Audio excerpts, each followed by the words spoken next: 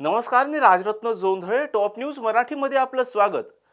भाजपाने धुळ्यात माजी केंद्रीय राज्यमंत्री डॉक्टर सुभाष भामरे यांच्या गळ्यात तिसऱ्यांदा उमेदवारीची माळ टाकली.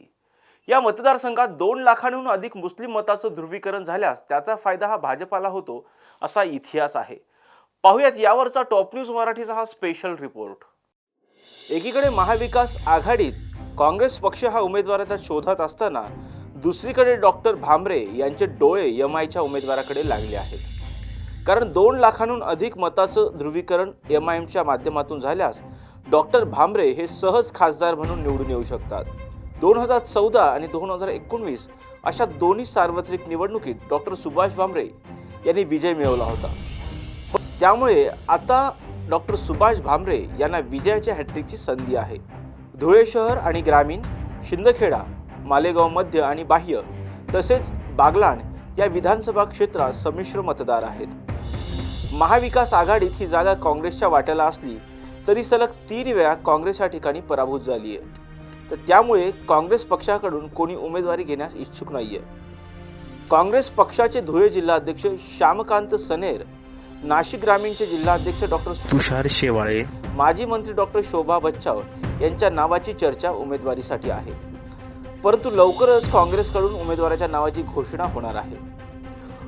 धुळे मतदारसंघातील महत्त्वाची बाब म्हणजे धुळे शहर आणि मालेगाव मध्य मतदारसंघात एमआयएमचे आमदार आहेत. येथील जवळपास 2 लाख मतदार हे एमआयएमचे मानले जातात. वंचित बहुजन आघाडीने निवृत्त IPS अधिकारी अब्दुल रहमान यांना याच अनुषंगाने लोकसभेच्या मैदानात उतरवले. मात्र आता वंचितने मुस्लिम उमेदवार दिल्यानं एमआयएम आणि वंचितमध्ये मताचं विभाजन होणार असून त्याचा फायदा भाजपला होणार असून तर त्याचा जबर फटका हा काँग्रेस पक्षाला बसणार आहे.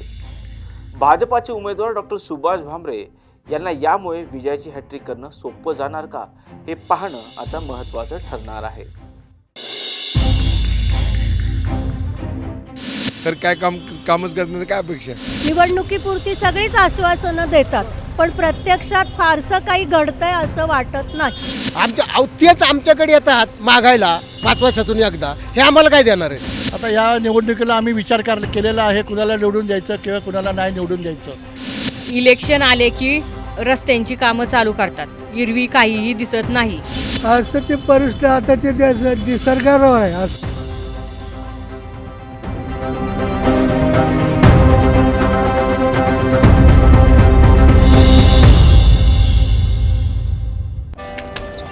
Come on guys, hurry up. अरे सुन ना, एक ब्रेक ले लेते हैं. Guys, I'm telling you, तुम लोगों को सही से ट्रैकिंग नहीं आता. But that's okay, you can learn. रोज का ढक्कन देना. ये रेड वाला है, सही वाला देना. अबे ढक्कन, पहले तो सही पानी पीना.